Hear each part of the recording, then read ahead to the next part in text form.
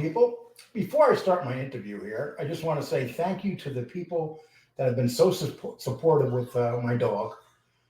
It's amazing. I mean, just people started helping and giving, and without me even saying a word. And I've never asked for anything on my show, and it was just nice. And because of what people have done for me, I'm able to give my dog other alternatives. She's going again tomorrow, and then by Wednesday we'll know exactly what's wrong with her. We're starting to get an idea, but I will talk to you about that. But with that, I just like to say, if you haven't subscribed or please like this video and subscribe if you haven't subscribed. But I'm going to have Gunner Lindbloom on now. I've interviewed him before. I enjoy interviewing him because to me, he's one of the real guys. He comes on, he'll say hi to me on the phone, no bullshit, no BS like a lot of people. And I'm going to bring him on right now. Gunnar, how you doing? Good. How you doing, Lee? Good. I look forward to interviews with you. I can't say that the first time I did one with you, but things change once you get to know a person. Yeah, I think the first time you did it, you had a certain expectation. Also, you didn't know anything about me, zero. So that was a bad preparation on your part. I was joking with you before. You broke my my interview virginity, and I chose you out of all people. And I should have done it. I should have waited right to the middle. Get through a couple of them. But once you start doing it, okay, listen. There's a few things going on, and I don't even really think this guy Bofa deserves any discussion. But we're going to give him a little bit anyway. He went on MRE, and he was saying stuff that just made no sense. But I don't like when people start calling people's rats without evidence, and that's what he was doing. And MRE even told him that he was full of crap. I think the guy's mentally ill. I'll keep it honest. He's kind of a weirdo. He admitted to me that he drinks. He's a drinker. His girl left him. I said, why? He goes, this is months ago. He starts messaging me. Not cool enough. Somehow I ended up giving him my phone number, and he starts texting me. And he's texting me like really weird, random stuff. He's going, I defend you with these guys. This is what I tell the guy. Dude, don't defend me. I don't need anyone to defend me. He's like, you got to go on there and defend. I don't give a shit about none of these freaking things. I don't care what 10 guys are in there talking bad about it. And so stop. You don't need to, bro. So then he started going on. I kind of get to know him. Like, so what's your deal? He's like, I live in Birmingham, Michigan. It's a big money area. Tells me he inherited a bunch of money from his grandpa. Says he's a lawyer, but I really don't believe he is because he's stupid enough to think he knows. He was saying yesterday, I just saw it when you were had it queued up, that my offenses weren't capital. So capital crimes carry 20 to life. So that's what they are. I think I had 17 charges, and out of those 17 were 10, 11 were capital crimes. They're all heinous things: extortion, bank robbery, kidnapping. And that wasn't like you think. I basically took somebody's car at gunpoint and I walked them to get the keys, and they called that kidnapping. They dropped that. Anyway, it's a bunch, but they were all capital crimes. My lawyers literally were like, yo, you got all these capital crimes.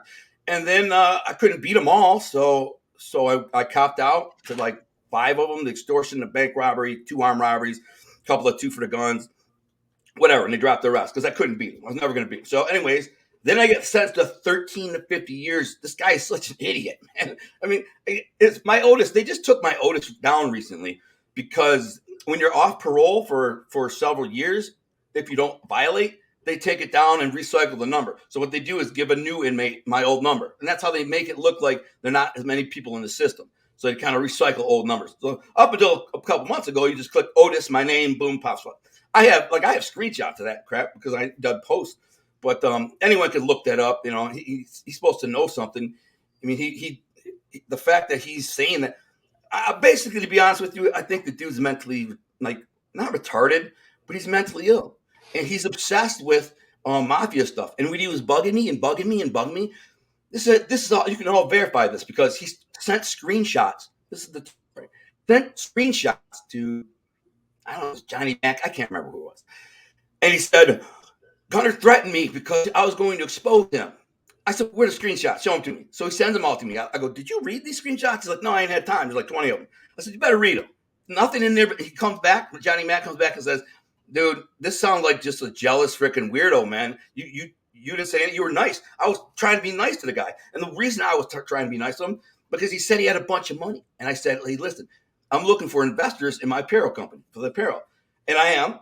And so I said, he said, how much? I gave him a number.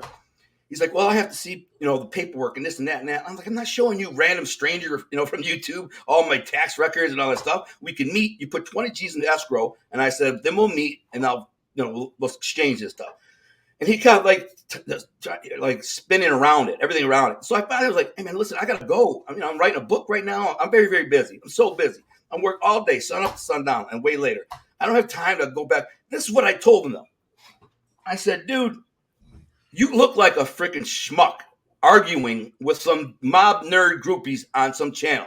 Why would you ever do that? You're a lawyer, apparently. You say you're a lawyer, studied law. Why would you get drunk and go on there and debate and argue with some freaking dorks? Let them say what they want about you. He's like, but they're attacking my character. And they're saying, who gives a shit, man? Who cares what they say? Are they affecting your ROI? I mean, what are you doing, bro? I was kind of at the end. I was like, because he wanted to meet me and all this stuff. I'm like, listen, bro, stop. I don't have time for this, bro. I just don't. If you want to, put up some money, put it in escrow and we'll come meet up. We'll shake hands, do a document. I'll put you on the corporate articles. That'll be that. But he does not. He's a goofy ass mob groupie. When I said to people, I'm not interested in having those mob groupies as my market. He was the exact guy I was talking about. Now I have a lot of people who love the genre and like the history and they read in it and that are normal. They're just normal. It's a little handful of super spazzy weirdos like him that I can't stand. You know why? Yeah. The guy never. I asked him, "Do you read my book?" This is what I caught him in the first slide, and he's a liar too. I said, "You read my book?" He goes, "Yeah." I looked. I said, "Well, tell me about To Be a King, the first bottle." It's like, "Oh, it's been a while." I said, "Stop lying. Nobody's ever read my book and couldn't verbatim remember exactly what happened. Not one person. Anybody who's read my books will tell you. I remember the whole freaking thing. Yeah." I'm like, "So stop lying." But I told him, "Stop lying. Don't lie to me. You don't have to lie to me." He's like, "Well, I think I bought it and then left it somewhere." I'm like, "Why would you lie?" First lie won. So I just, I tried to be nice to him. I tried to be, cordial, a professional. I wasn't dogging him or nothing. And there's this thing. He's like, I'm related to Abe Bernstein. That's his thing. He's like, I will debate with you or anybody that the Purple Gang was more powerful than the. I'm like, I don't know shit about the Purple Gang. I don't care less. Abe Bernstein. I don't care about him. You know what I'm saying? I lived that life. I walked that life. I went to prison for 13 years because of that life. You think I'd give a shit about your great uncle or whoever it is? I don't care. That's what I told him. And so he got his feelings hurt, I guess. And so just recently somebody was telling me that he was running around bad mouthing. And I'm like, what is he saying? And he says, oh, he's calling me a rat. I mean, the fact that he even says that is a testament to what a dummy is. He sounds like he's on drugs. I listened to a little clip of it, so JC sent it, and I'm like, the dude sounds like he's on drugs. People are trying to talk to him, and he just sounds like a doped up drunk or drug addict. Nothing makes sense. Nothing he says makes sense. My criminal record is very, very public. You know what I'm saying? And there's not much I can get away with. You know what I'm saying? It is what it is. And when somebody said he's going to expose you, I said, I'll wait for that. I'll wait, but I won't hold my breath. Well, JC was one of the people ripping into him on the MRE show. Yeah, I know. He's the one who messaged me and told me. And I was like, dude, Thank you for supporting me, JC, and you guys talking. But that guy's an idiot. I don't know why you would ever platform him and put him on. He's an absolute buffoon, and he's a fool. Well, you know what it is? MRE lets people jump on the show, and he talks to them. But right away, MRE said, look, stop calling people rats when you don't know them and you have no but where did he just pull it out of the air is what I'd like to know. Just pull it out of there and then say I only served 3 years. What the is he talking about? Where's he it's out here that you served 13, right? It's everywhere. 13. Are you kidding me? Dude, you don't think Vlad or Fox Nation or whatever that I've been on did the homework? Or Scott Bernstein? Scott Bernstein literally wrote the book, Motor City Mafia. Literally wrote the book. He's my boy. I'm going to his wedding. So this guy's an idiot. So I don't address idiots. I just don't. I don't do well with them. I don't address them. I can care less. Phonies, rats, wannabes, not rats, but, people like him. I don't want nothing to do with them. I have nothing to prove to anyone, especially him.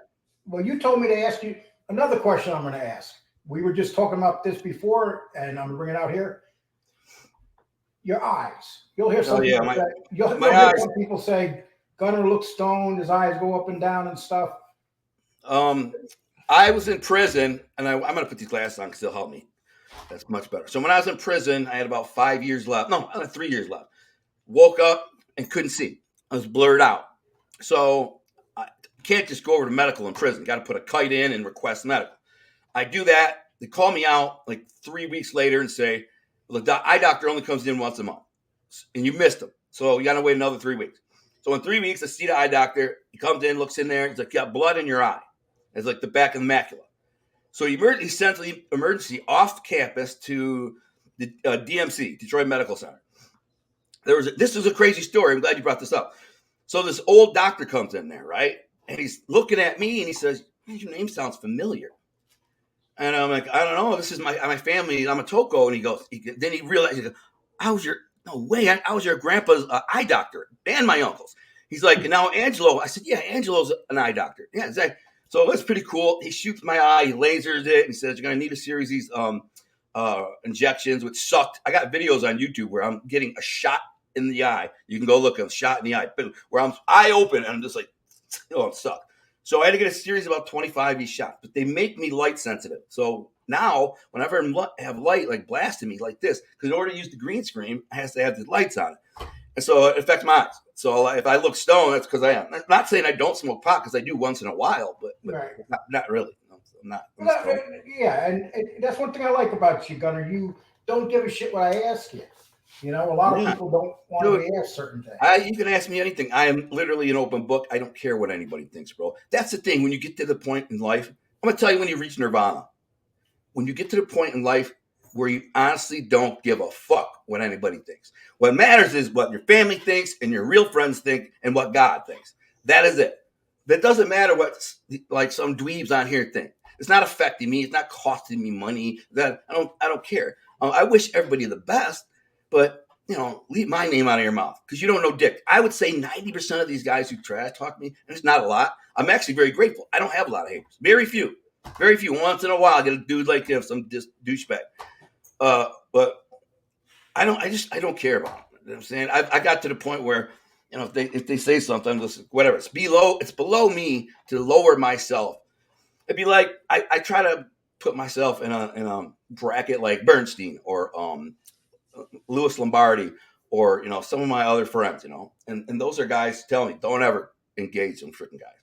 You don't ever engage them. Louis Lombardi called me one time. He said, dude, why is your name getting tossed up in this freaking these like mob groupie chats saying I don't know what he was saying. It's 11 o'clock at night. He got a phone call from Louis Lombardi from The Sopranos. Real talk, calls me on my phone. I see it ringing. I answer. It's Lou. What's up? He said, bro, what the frick are you doing? I'm reading your book right now. He's like, you are next level. You're not a rat. You're like 10,000 times bigger gangster, or G, he said, than any of them freaking dudes. Why is their name? I said, yeah, bringing me in. It's because I had Larry on, and Larry was beefing with Calandra, and now I'm in the middle of it. He said, stop, bro. Stop. It's a bad look. It makes you don't want that look. He's like, you're above that, bro. Your book is going to be a freaking movie someday, and as long as you put me in it, I'll support you. He was laughing, but he's like, dude, don't do that. And I don't care. There's people who don't like Scott Bernstein. They trash his books and whatever. You don't see him on here, fighting with people. And it's not going to do it. Larry, same thing. Larry's got a couple detractors, but I seen him on here, because he's better than that. He's above that. He's respectful. He's a gentleman, and I am. They kind of bait me into this stuff so they can get views, so they can have a big, look what he said. I'm like, listen, I have nothing to prove. You know how stupidly it would look and sound for me to try to combat or even my own life, my life. Let's say, Lee, if I said your mom wasn't your mom, and I said your family wasn't your family, you realize how dumb that would sound, right? Happens to me all the time. Yes. When somebody's trying to tell you your own life isn't your life or your experience, and that's what I was saying. 99% of the haters, and again, it's not many, they've never watched even one of my shows. I bet you that Buffa dork has never even watched one of my shows. No joke. He's just a drunk, and he wants to be in the chat so he can talk to people because he needs a friend. That's all he is. He's the guy who wants to get in the chat, talk about this, talk about that, so he has some interaction, some engagement. He's never watched my shows. He's never gone back to my 350 shows archive and listen to some of my best shows. My life in the past. He doesn't do that. People like that don't do that. They're so narcissistic and self-centered. They don't do it. They just pick a guy they don't like for whatever reason and whatever. And most people don't like a guy like me. I'll tell you the truth, because I'm happy. I live a nice life. I'm very comfortable, and it's a great life compared to what I used to live. And so I do juxtapose the two lives. My old life was this. This is my new life, and I post a bunch of personal videos, outdoor stuff, whatever. But I guess it bothers me. Like the dude's a drunken dough fiend, and it bothers him that I'm happy. But the funny thing was, like, he was so on my dick in the beginning, and I was just like, "Yo, chill out, bro." I would have took his money if he offered it up. But that was towards the end. I said, "No, bro, no." He's like, because he was saying, "Man, you're gonna push me away." Blah, blah, blah. I said, "Bro, no amount. I don't need your money. That's the thing. And no amount of money is gonna make me take on a partner who's just a dumb douchebag drunk. So I don't care if you said I got 200 grand. I don't want it. I can sell points on my company just like that, and I have. That company has saved my life as far as financially. So, but I don't. Are you disappointed that you're not getting bigger numbers on your show? Yeah, of course I'm disappointed, but I mean, I know why. Here's the two reasons are why. The main reason is because I got 4 copyright strikes all in one day. Warner Brothers. So we did an evaluation show, me and Bill Crooks, of what was the name of the Sopranos movie? Many Saints. So right. I hated it. He kind of defended it, but I hated it. So he pulled up some clips from like Goodfellas, Godfather, some racist kind of comment stuff, and we played it. The next morning, I wake up with 4 copyright strikes, and it took me like a month to ship them out of there because I didn't know how to do it. So that just all of a sudden my views dropped to like a quarter of what they were. And the other thing is because I said at some point on multiple occasions, if you are a spazzed out mob groupie, mob wannabe, obsessed dork who lives with your mom and waits all day like this. Who's the next mob group? The mob is this. Who are they going to talk about today? Him. Gunner's on. If you're that guy, you're not my market. That guy is not buying my novel. That guy is not buying my merch. He's just not. Most of the time, they're just broke little potted kids and live in mom's basement. And I said, I'm not looking for them. I'm looking for middle class, middle American people who have an interest maybe in the mob and are fascinated by it. Like they're a good story about the mob, street story too, prison story too, but not this guy. Somebody fight somebody. I'm like, dude, I'm good on that. So you don't have to. I said, do yourself a favor and unsubscribe. That's it. I'm not the guy for you. I said, there's millions of channels. There's other channels. I'm just not the one. Well, I think some of them did take off, but then they went to every other mob channel and was like, Gunner's bashing the mob. He's bashing us all. He's calling us all groupies. He's saying we're all mob groupies. He's bashing us. And unsubscribe. And some people did. I wasn't bashing them. I was saying those little spastic mother effers, they're not buying my books. How else do you think I convert? I don't make money from YouTube. At the height of my YouTube, I make $1,000 a month. I don't care about that. My book sales and merch sales are where I make money. So well, I remember when you did that, and I said to myself that you were making a mistake. Yeah, I mean, define mistake. But yeah, did it cost me? No, I thought here's what I think. I thought you underestimated how much money is actually in the mafia genre because there's an awful lot of money passed around here. And I mean, I know they buy my books. The ones with money, the middle class ones, they buy my merch and my money. So I know, believe me. I'll talk about those little spazzy ones. They don't have no money. They might super chat their lunch money for $5, $10, maybe once in a while $20, but it's not that much. It's not. I've been through that revolving door. Well, hearsays happens, but would you do it different? Yeah, I would. If I was to do it again, I wouldn't say that stuff. I was kind of, I guess, heat of the moment type thing because I had some situation with another like groupie spaz, like on here, like taking my Instagram. I don't know. They try to bait you in. They try to get you to say something about that guy, and they take it out of context and go run into that guy. And I'm like, dude, have you read my books? No. Have you read merch? Why are you such a freaking spaz, man? Like, I'm just trying to live my life. So, I mean, I would have said so because it cost me a few bucks, but realistically, not really. I mean, the people are gonna. My new book is going to open the door to a much broader demographic, And what's socioeconomic. the name of your new book? Blindsight 2020. It's inspired by true events of 2020 and 21, a political kind of doomsday thriller.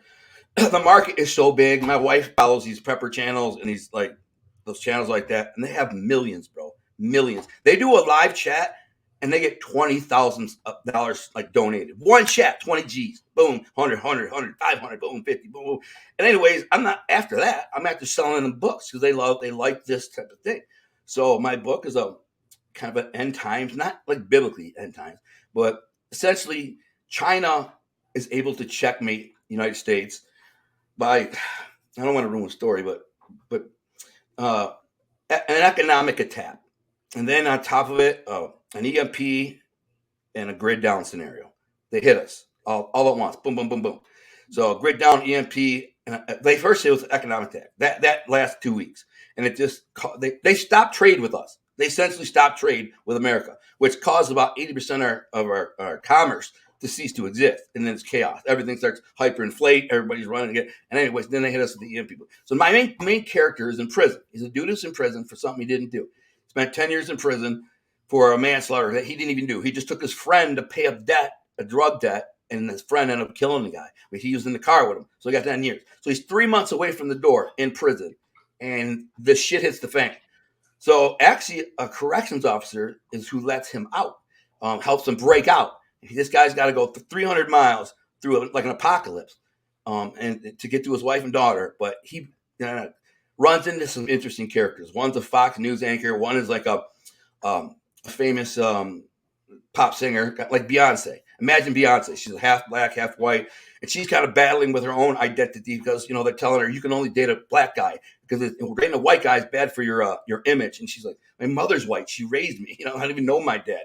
And she likes this one actor from LA, and so she's kind of in this turmoil while this happens. Her plane crashes, and she survives. A couple others survive, and now they're like walking on foot, trying to find anything, food, survival. And eventually, she runs into these old people who have a little cul-de-sac in the woods, and they kind of take them in. Well, that one of the old people is my main character's dad, and on his way home, he stops there. It's just crazy. A lot of murder. There's a lot of crazy killing, and not a lot of it, but there's plenty of. Because 6 weeks after this all happens, the world is chaos. Half the country starved to death. There's no food, no water. It's water in a lake, stream, or something. But there's a lot of people who don't have water unless they turn their faucet on. And food-wise, there's nothing there. Starving, everybody's starving. So when you start starving, you will do basically anything to survive, including rob and murder. And so, anyway, that's the premise of the story. And it's got an alternate ending to like the last 2 years. Is the book complete yet? Almost? Has it gone I'm like 90% done. Yeah. Now, I'm working right now. So when I'm done with this, I'm going to go work on it. Who does your editing? Who does your editing and proofreading? Well, what I do is I am pretty good at editing and proofing my own stuff. But when I'm done, the first phase will be my wife, because my wife's super smart. She's done that professionally. She's done it professionally. Right. And then after that, we give it to beta readers. So I'll give it to like 10, 15 beta readers, right? And if they catch any errors, grammatical errors, spelling errors, typos, double words, whatever, then they'll mark them and tell me, and then we'll change all those, and that'll be it. That's it. This is my 10th novel, bro. So I got a lot of experience in it. And once you get to your 10th novel, you kind of got a system in place. What's your education level? Well, I had got a GED in jail, but I also, when I was in prison, I won a scholarship to go to college in prison, and so I got like 2 years. Like I got almost an associate's degree, maybe. I didn't learn nothing in that college program. This is at the very end of my bit. I already wrote 9 novels. And it's much. Do you like the way it's pretty easy to sit down and write a book now? It's not like in jail when you had to write everything down. And no, I had a typewriter in prison. I had a typewriter. So this is harder because there's more distractions. Oh, more. So I got to work. I have other things to do. I manage the apparel company. Got a radio show every week. I got to get my sponsors and my guests for the radio show. Get that work. I have very, very busy comments on new YouTube. I'll get a million emails and messages from people. So I'm distracted. So I can't, like prison, I can sit down for, 9, 10, 12 hours a day, every day. Yeah. I did that for 13 years. That's all I did. Now I'm happy if I can get 3 hours on a typewriter. So that writing of the books and stuff while you were in prison helped you get through your sentence, right? Would you say? 100%, bro. 100%. Dude, it not helped. It did. Dude, I called my typewriter Bella, and it was my pacifier, my best friend. I could escape prison. Right, exactly. Whenever I did some time, I always did more reading because you literally escape into the books. Yeah, and that's what I did, man. For 13 years, bro, I escaped those walls and those cells by just sitting there knocking it out, bro. All day, I had a system. I wake up and start mission control. Mission control, I have my thesaurus, my dictionary, my typewriter, pull it down, my notes. I had a little like clipboard where I could put the chapter on. I go line by line by line. And dude, I only had freaking 18 characters. So I just had an 18 character little screen. So I'd have to jump to that. I just code R9, I think, and it jumps right to that spot in the book. So I'm looking there, and then I hit the thing, boom, it jumps there, and I fix it. That's what I did all day, every day. That's it. People thought I was weirdo. People thought I was weirdo. You read books and worked out. That was your MO then. That's it. That's all I did. And they thought I was weird. There was a lot of people who didn't like me because they thought, even the counselors, bro, a couple of the counselors literally said to me, like, "Oh, so you write books? You think you're better than everyone?" I said, "No, I think I'm using my time better than most people in here, but I don't think I'm better than anyone." I got into it with a deputy warden in Ryan Prison. They rode me to the worst prison in the system, and God, that sucked, man. Thinking about it. You want to hear a funny story? So my boy takes sample chapters of my book. I gotta put these back on. My eyes are killing me. And he posts them on Facebook. Now, this is when Facebook started. I didn't even know what the hell it was, but my boy had to start on Facebook. So he put sample chapters of this book, To Be a King, out there. And he says, if you want to contact the author, use his JPay, which is a prison email system. And JPay him, tell him what you think. So I started getting all these letters from people. And it started with like 2 or 3, and then 4 or 5, like 10 every day. And so the officers passed it out during count time. And he was handing to me. And at one point he says, "What is all this?" And I said, "Fan mail." It's kind of being cocky, but funny. I'm like, "Fan mail, man, they love me." He's like, "For what?" I'm like, "My book. I wrote a book and sample chapters out there." So you don't say nothing. He just kind of walks away. Like 2 days later, I get called to the deputy warden's office. And I'm thinking that they want to hire me for a job or something. I don't know. And I have no idea. So it's a gay black dude. And I go in there and he says, "What are these?" I said, "People are reading my book. It's fan mail." He's like, "How are they getting it?" I'm like, "Facebook." He's like, "You can't have a Facebook." I'm like, "I can't. There's no policy. There's no law that says I can't. How do you have one?" My cousin started it. Well, he said, "You're conspiring to." I said, "To do what? Connect with some friends in the neighborhood?" I was like, "Talking about." That's it. And he freaking gets all serious. He's like, "Do you plan on going home?" I said, "Yeah." He's like, "You better stop." They don't like you having access to the world in prison. They don't like because you can expose how foul they are and the dirt they do. And so he said, "You better stop if you want a parole." I said, "Well, I'm not stopping because there's no policy that says I can't." So am I done? And he didn't say anything. So I got up and left. 2 days later, they wrote me to the worst prison in Michigan, Kinross Prison. There was 2 murders in the first 8 months I was there, like 288 stabbings in those 8 months. Were you able to write? Were you able to write when you went to that? I write everywhere. That's a maximum security, right? The prison they sent you. Yeah, it's a max. But I was able to write, and those cells were 4-man cells. It used to be an Air Force base. They converted an Air Force base into a prison. And the very day that I got there, he tried to break out, and I knew the guy. That's the crazy part. I knew the guy tried to break. His name was Andy Ross, and he killed his whole family.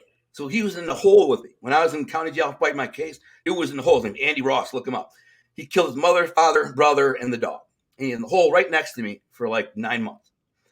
And he got this big shot lawyer who was my lawyer at one time. I think the lawyer did it pro bono just because of the exposure. His name is Neil Rockheim. He's been on the show. He's a big shot, bro. Look him up. He's a big shot dude, bro. And so he gets the guy 22 years for murdering his whole family. That's it, 22 years. Here I am, get 13 to 50 years for bullcrap I did. Anyways, so the day I arrived at Kinross, they tried to put me in a level 1 unit, which I refused to go. This is a pole barn where you got 8-man cubes, a little tiny thing, yard sucks. It sucks. I had 5.5 years left. You don't want to do your time in a level 1, not with 5 years. You got a year left, something like that. So, anyways, I refused to go. They said, gave me a direct order. I said no. So they handcuffed me and put me in the hole. Get in the hole. I'm in there. It's a 6-man hole. About an hour later, I hear chaos, like emergency alarm, people running over. But we can't see because the window is like frosted, like bars and frosted. Well, it turned out this dude and then 2 of his boys had taken like a truck comes in every week at the same time to deliver the food and pop and all that stuff. And they back up, same place every time. And a couple guards here, whatever. Anyways, they walked up to him, knife point, threw him out of the truck, jumped in the semi-truck, big semi-truck, and drove around the yard a couple times trying to build up speed and crashed through the fence. They even had a girl waiting on the outside. The one of them like suckered some girl into being waiting for him. And so they crashed through the fence, but the barbed wire that got caught up in the rim or tire and it like stalled them out. And they couldn't go. And the rover cop who was in a truck came flying over. These guys got out and ran. He's like, everybody down. He shot one. Lucky headshot. Hit the dude right in the head. Lucky shot. Killed him. So the other 2, surrendered. But yeah, that prison was the trip, bro. Now let's talk about your apparel. Now, how much apparel do you sell a year? If you don't mind telling me. I'm not gonna. I know it's different. I don't want figures. I won't tell you, but because I have investors and I have partners, I will say this: it's helped me a lot. Right. There were points in my life a few years ago when I wasn't making money from anywhere else. My wife got laid off work, and the apparel made me, significant money. Some people would say a lot of money, and the investors. Every time I've needed money, I just, boom. It's helped. It's just like it fell in my lap. I didn't even go looking for investors. Never went looking. They just said, "Hey, man, I'll give you X for this." I said, "Okay, cool." So we just converted it to well, it's not done yet. A new automated system. So it was getting to the point where the volume was more than I could handle, and orders were getting screwed up. And just even though it was automated, I had to I get an order, forward the email, the invoice to a printer. She'd print it, then I'd have to pick it up, and either she would print. If she sent it, she was slow as hell and always went with the most expensive mail. So like a T-shirt, she knew she was late with making it, so she'd go like express mail or whatever it was, and I paid $10. I said, forget it, I'll make my own. You're too stupid. So I said, I'll mail my own. So, and it was getting too much. I can't be picking up orders all the time, going to the mailbox and stuff. So we got a system now. A couple of weeks, you click on there, order it, gets made. It's made like a couple of days, shipped right to you. The where's my coat? I like embroidered stuff, like my coat. This I'm still handling this because your green screen is heating you up. What's heating me up? Heating me up? Yeah, the green screen. It's making your arm disappear. Oh God, I'm sorry. No, anyway. Only when you move around fast. So these I'm still handling tracksuits and jackets and stuff. I don't have a ton of. I mean, I get them, but tomorrow I got to go pick up a bunch of them. I got to go pick up a bunch of them. Your product, I noticed, looks like it's good quality. It's not. It is. Yeah, it's not like Teespring is nice for people, but the quality is not as good as if you have your own product. So what do? Do you buy your stuff and sell it from your home, or no? It's all automated. It's all automated. Somebody orders an order. I just forward it to a printer. She makes it, and then I pick it up and send it. Once every 2 weeks or something. I'll pick them all up and send a big batch. That's it. By the way, this shirt is 5 years old, and look how good it is. Still, I mean, they're well made. I hope you can tell by looking at it, it's well made. Especially you're a big guy, and that's nice and loose on you, so you look very comfortable. This is the only shirts that I wear. These are polyester. We sell polyester shirts that are part cotton, part poly, and these full poly. I don't know if I think poly will still be available on the new platform. There's so much work to do, but you have to take every single. We have 30 designs. We're narrowing it down to like 12 now, and so for every one you have to design, and then the back is done too. I don't know if you can see this, but you see it. Do you see the back? The green screen's kind of messing with you when you move around. Well, the backs are done too. That's what's cool about it. So you pick your city. So whatever, if you're a New York guy, yours will say New York. You know what I'm Right. saying? If you're Oh, Detroit, yeah, that's a great idea. So they just tell you where you're from, and you could put any place in the country on their shirt. yeah, they just pick it. And when they make the order, it says choose your city. You know, and then that like embroidered stuff, you can even get your name on it. Like my jacket. So anything you get, let's say you're from New York or Brooklyn or whatever, yours would say that. Detroit And then art thing or New York art thing. Oh, yeah, we do it everything. We ever so and you have your everything's to name. order as it comes in. What's that? So everything's to order as it comes in. Well, let me ask you another question. Your book. You talk a lot about your book. How well is your book done? It's done well, especially for a self-published book. It's done. I won't even tell you how well because you wouldn't believe it. As far as self-publishing books go, it's done really well. But I'm good at marketing, so that's what it is. It's not like some huge mainstream success, but for a self-published book, it's done very well. I mean, I just got my royalty check up my for taxes how much I made last year, and it's pretty good. I couldn't believe it. It's more than I thought. In December, I sold a ton of books, so done well. So you get out there. Do you go any place besides online to try to sell your book? Do you do any type of shows or anything like that? I did. I used to do the Italian festival. I did it 2 years in a row because my wife wasn't working, and so we had a beautiful. If I showed you the layout, we had the beautiful layout. Had like 10 friends helping. We just hit it up. I mean, it looked way more professional than it should have been for us. But yeah, I sold out 2 years in a row. I made a bunch of money. Not a ton, but I'll be honest, I made like 5 grand both years. Each year 5 Gs in 2 days. But still, it was great. I needed the money. I mean, I was being honest. At the time, my wife's out of work. We were, getting to the point where what do we need to do? So I got to do the Italian festival. So I went there and I sold out of books. I sold so many books that I sold out on the first day, all books. And then after that, people would say came by and they're like, "Yo, I want a signed book." I said, "Well, I'll mail it to you. So you pay for it here now." We got a list going. And I think I had like 80 people, even after I sold them all. And I had to go home and order them and get them and ship them out. So But then how helpful is your wife to your business? my wife is my wife is my anchor for everything, for real. I couldn't do nothing without her. I mean, no, So I she couldn't. keeps you grounded pretty much. Yeah, pretty much. I mean, she's the brains behind me for sure.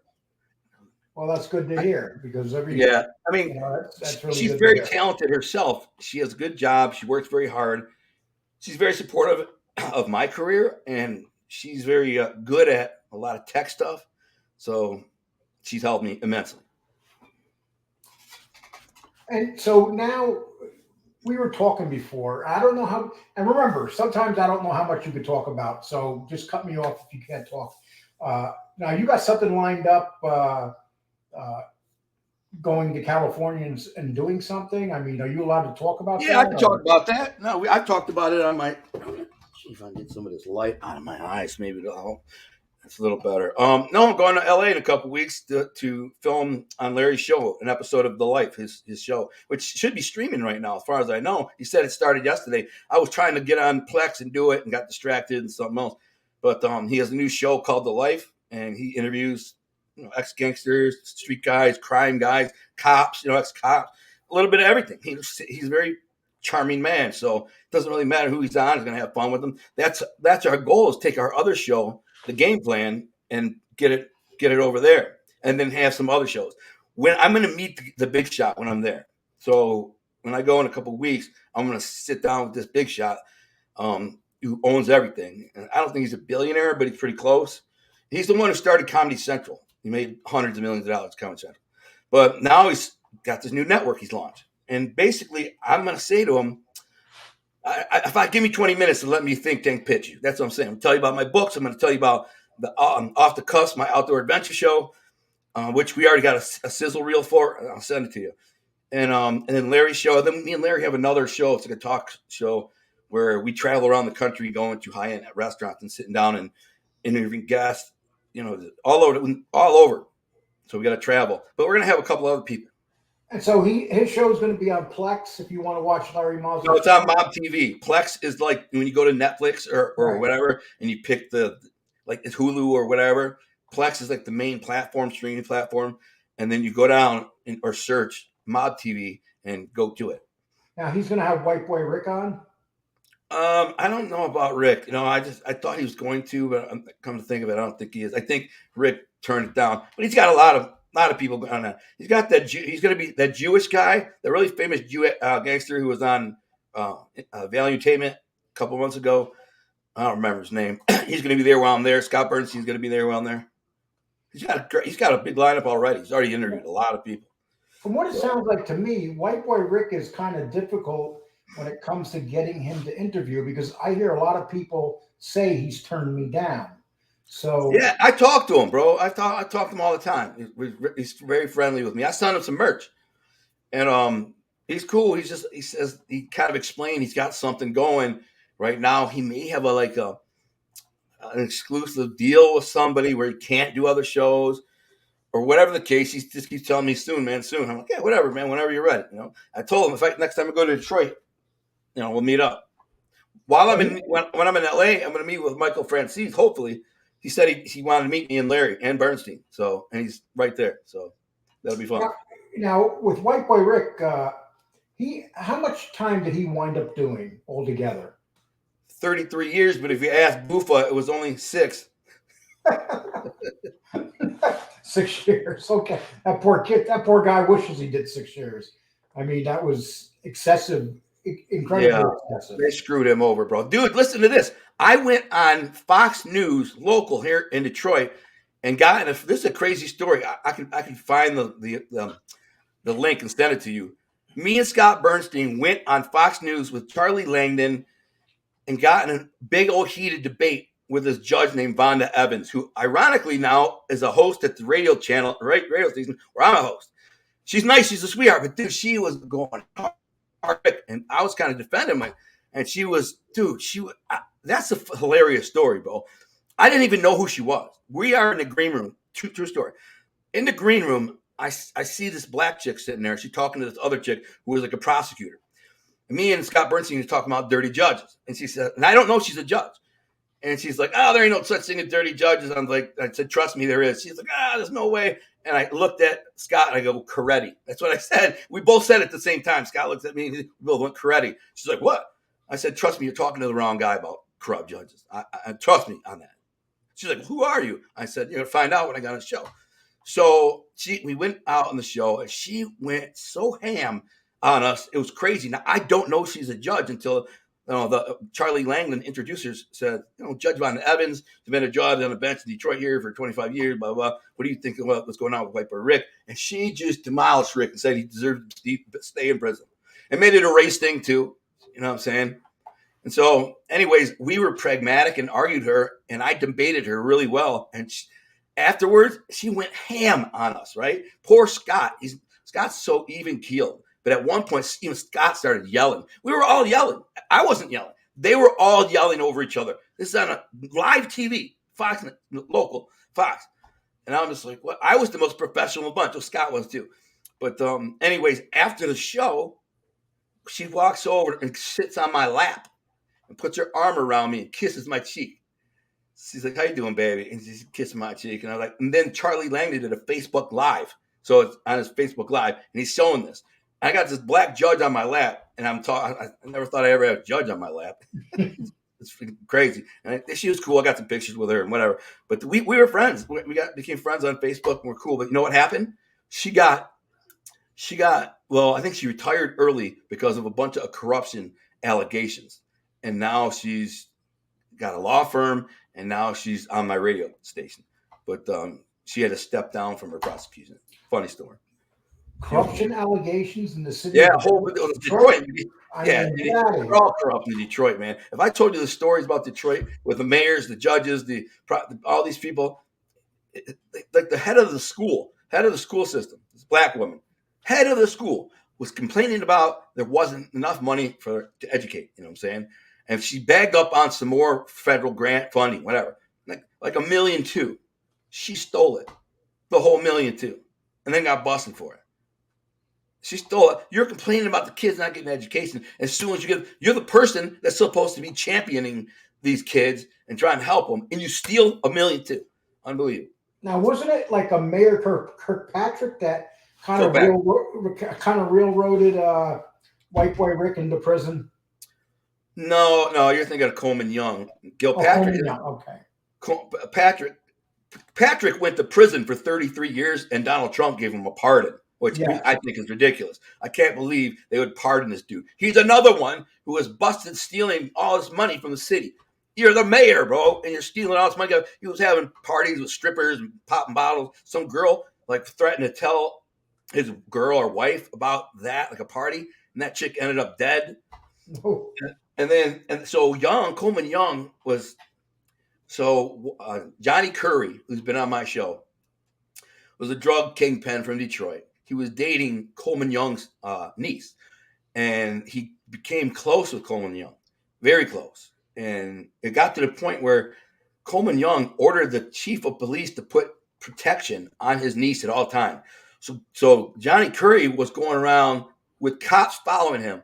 He was a drug dealer worth like $25 million, and so they knew they wanted to get to him to infiltrate that. So that's what they did with White Boy Rick. Some cops went to him because his dad got in trouble for something. He says, "You infiltrate that gang, the Curry gang. Here's cocaine. Here's money. Go." And he went in there and did it. And he did it on a level that was gangster as hell, man. They shot him. They thought he was going to rat or was ratting, but they took him out after that. We're not going to keep using you. It's too dangerous. So we went back in, and the plug that he was using, the cocaine connection, was my friend's uncle, Art Derrick. And my friend Paulie, I'm not going to say his last name, but Art Derrick was his uncle, huge cocaine dealer. So big, he got busted landing a Lear jet in Detroit City Airport with 300 kilos. He went to prison. He actually fought it for 9 years and beat it, got it overturned. He said he had a family emergency. He was in Miami. I chartered a jet to get home, 5 Gs. I had no idea that, underneath it were, 300 kilos or whatever. So he ended up beating it. Then he gets out and ended up dying. But White Boy Rick got cooked. White Boy Rick got screwed. And here's the reason why. He was a political prisoner. They busted him and put him in prison. Now, he only got busted with 8 kilos. That's not a lot. I mean, that's, a chunk, but not really. A couple $100,000 at the most. So there's a lot of guys who get busted with a lot more than that all the time. I mean, every day in Detroit, somebody gets busted with way more than that. So they put all these guys in prison, and they get 10 years. That's it. That's the sentence you get. So if it's 650 over, you get 10 years. I know because I was in prison with a bunch of them. And it used to get 20 years. And then they retroactively changed the law and made it so 10 years. So I remember my boy, Ricky Arias, got out. And he's like, I'm out, man. They let us out. So why didn't they let White Boy Rick out? They wouldn't. They kept him in there, kept him in there, kept him in there, kept him in. 33 freaking years, man. That's crazy. Incredible. No murders involved, 33 years. No, a nonviolent crime. Cocaine. They call him a kingpin. Here's the other thing. When you call him a kingpin, the second you add kingpin to a drug dealer, the feds pick it up. So why did the state put him in prison? If he was a kingpin, you would have took him to the feds. 8 kilos? And back in the 80s or whatever it was, it's not that much dope. I mean, so how's his health and stuff? I mean, is he getting around good? That's a good question, bro. You do ask good questions. He is. I will be honest with you. I think, truthfully, you can't. I just unplugged my computer. You can't get around 33 years in prison, bro. Right. So it does damage to your mind. I say, for the amount of time he did, he's still very all there. You know what I'm saying? But he has kind of a 1,000-yard stare, and that's what's going to happen when you spend 30. A lot of his years were in like the hole, So they ended up taking him out of the Michigan prison. They ended up putting him in the feds because he's getting in beefs or something. I don't know, but he ended up trying to do a chop shop from the phone in prison, and they catch him, and he gets busted for that. And that was their excuse to keep him for one second, Gunner, please. Hello. Yeah, I'll call you back in 10 minutes. My interview's almost over. I'm good. Thank you. Very professional. Yeah, that's my ex. She still calls to see if I'm doing okay. That's good. She wants to make sure I'm not dead. So that's good. So you mentioned that. Do you see an improvement in the way I interview compared to the first interview? Yeah, of course. Naturally, everybody's going to improve. It's like me. If I look at my first novel, if I look at my first novel, and then I'm embarrassed to look at my first novel, the manuscript, because I was terrible. Oh, the story was great, but the writing was bad. Now I look at what I do now, and of course you get better with each time. Every show, every chapter, whatever you're doing, you're going to evolve.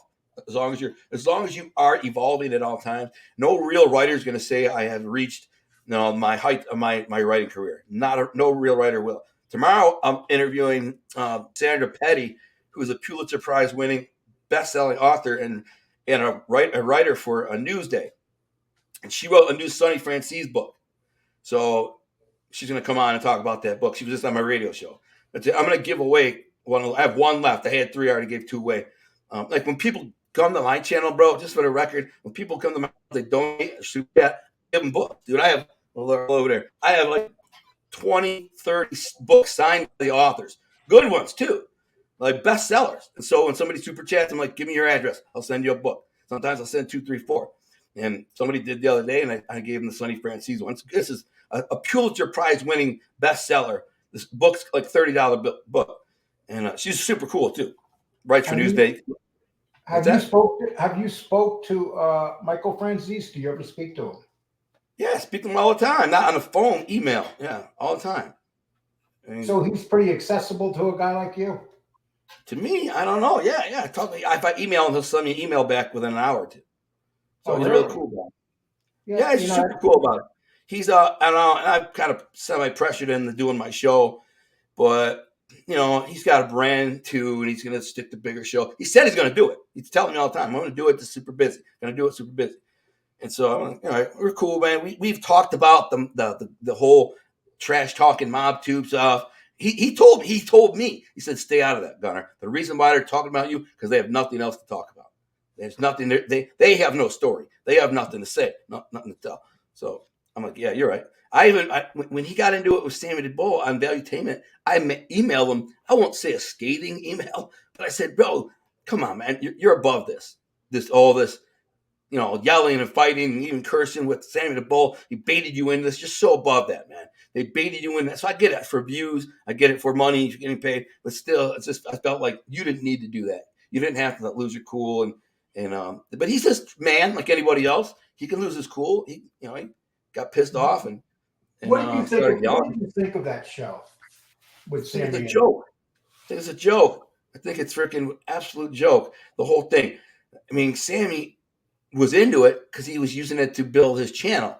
Franzese already has a good channel. He doesn't need to do that. He doesn't need to lower himself to that cheesy fight. Like the Sammy Bull, I'll come over and kill you right now. Shut up, you freaking old man. Are you kidding me? He slap you across the room, man. Stop it. You can tell your war stories, tell whatever you want. You're a good storyteller. Tell them, get them freaking nerd groupie wannabe dweebs, whatever it is who worship you. They're all hero worshiper. They worship the guy, but they don't remember ever the fact that he freaking put 41 people in prison for life. And then they'll say, John Gotti had it coming for what he did. I'm like, what about the other 40 guys? Oh, no, those guys, yeah.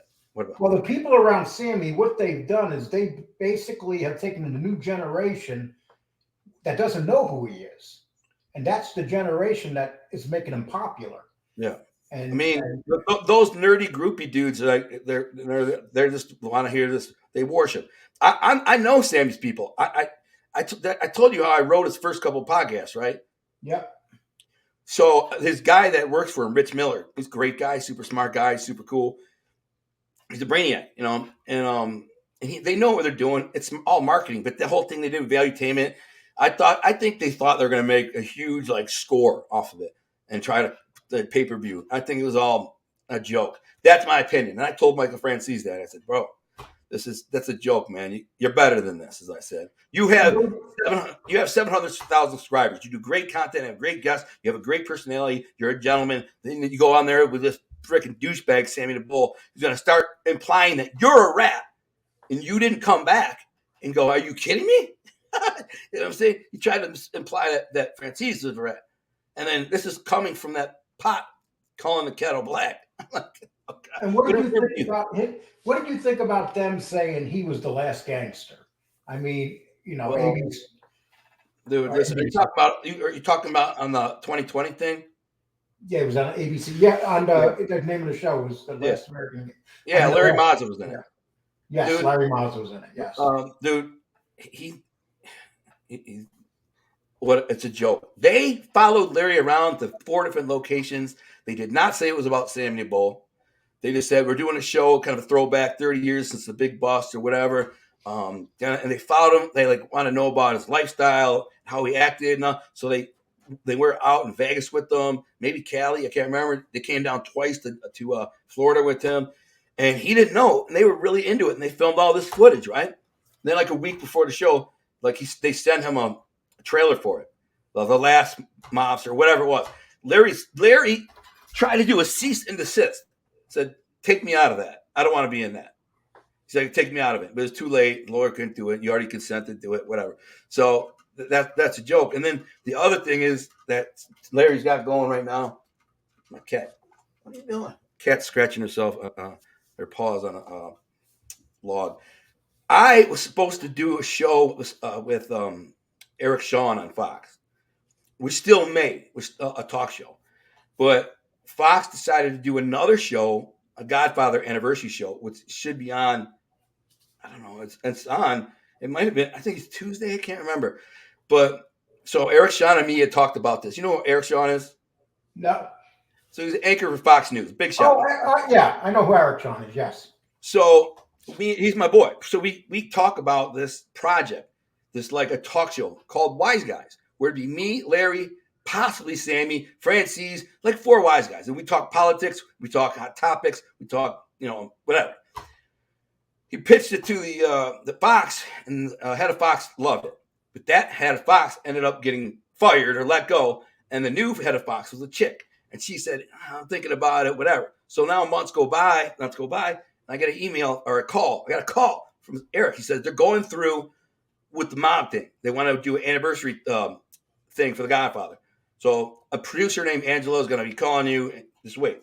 Okay, I wait a couple weeks. And then Larry says, hey, Fox called. And by the way, I told Eric Shawn, listen, Larry's perfect for this. Get Larry. You need to get Larry. He's like, who? He didn't even know who he was. He didn't know Larry. I said, Larry Mazza. I sent him a couple links from our shows. I said, there he is. He's perfect for this. Get him. He mentioned it to that other big anchor from Fox. His name is Brian something. I can't think of his name. And they end up going behind his back, calling Larry Mazza, saying, you're highly recommended by Eric Shawn, and saying, you want to do this? And he did. He said, sure. And he contacts me. He tells me right away. He called me right then. He's like, yo, Fox called me. They said Eric Shawn. He knew I was telling him about. I said, dude, I told Eric to get you. So I call Eric Shawn. I'm like, yo, like you said, this girl's going to get a hold of me. Nothing ever happened. He's like, what? They got a hold of Larry? It's news to me. And then it ends up turning out this is the type of slimeball stuff that happens in television. They went around Larry's back or Eric's back, skipped over me, took my recommended guy, and they got Gianni Russo.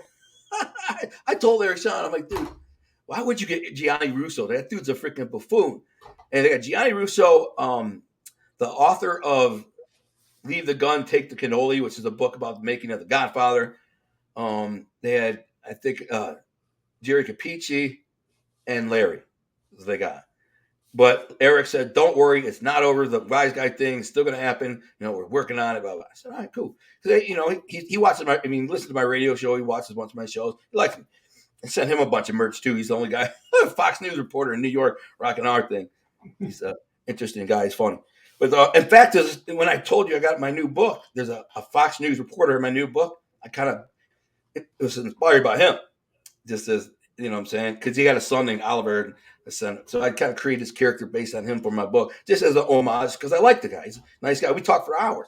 So this is a big shot dude on Fox News. The fact that he even calls me for hours is tells you a lot about his character. I'm nobody, you know what I'm saying? So he's been on my show. Well, I'm trying to keep these interviews in an hour so people watch them, the whole thing. So what I'd like to ask you to closing out, what would you like to say about what you're doing? If you want to, just check out my channel, read my books. If you like, I'm pretty sure most of these people know of my books. if you haven't read my books, go read the reviews. They're all organic and real, except a couple of douchebags, freaking trolls, went on there and gave me a 1 like a scumbag. One of them was like, "This isn't even about your life. Your life wasn't this, blah, blah, blah." And you didn't read the book. You Yeah, dummy. It's a fiction novel. I mean, and you can't prove you were with that guy. I'm like, you're right. I mean, it's like, I can prove and I have proved it. As far as I'm going to go, can't do more. I have posted pictures of my mother's obituary, grandfather's obituary. I don't. There's no real arrest records with me and Tony Giacalone. There is surveillance with that because I've seen it, and Jack Tocco, and all these guys, tons of them. But I don't have them. If you have a Fed, maybe you get there. But anyways, check out my books, my novels, To Be a King, Volume 1 and 2. People are comparing them to The Godfather all the time. In only one regard, they're like The Godfather. They're big, romantic, old school mafia stories. But the stories are there is no parallels. They're not similar at all. So check them out. If you like a mafia story, if you like a Godfather-esque type story, grab the books, and you'll need both of them because Volume 1 ends, and Volume 1 is only half the story. It'd be like watching The Godfather but not watching 2 or 3. I promise you, Volume 3 of my books will be better than Godfather 3 because I wasn't fans of that. And my merch, check it out at artthingapparel.com, but the website's down. You can go there and click the gallery. If you go there, click the gallery, you can see a few hundred people wearing, pictures of people wearing it, see what we have. We sell everything from high-end leather coats, tracksuits, jackets, hoodies, T-shirts, duffel bags, hats, everything. So all custom to your city. So whatever city you're from, if you're in Cleveland, you put, Cleveland. So it'll say your city. Let's show you this again. And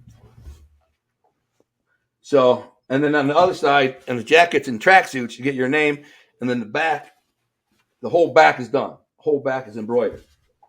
So that's actually an embroidered patch. The varsity jackets are dope, man. They're my favorite thing. Leathers are embossed. And what size does your stuff go up to? I can get any size. Okay.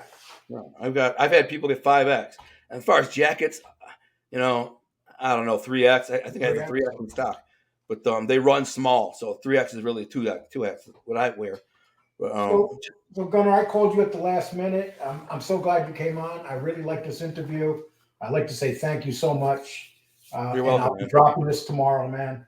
And thank you. Like I said, thank you so much, man. You're welcome. One last thing is, if somebody listens to a guy like Buffa who's a drunk, that's a test. That's not a good look for you. This dude's goofy. He's drunk. He's on drugs. I don't know why he's mental, but it is what it is. So that's not the guy you want to take seriously or anything.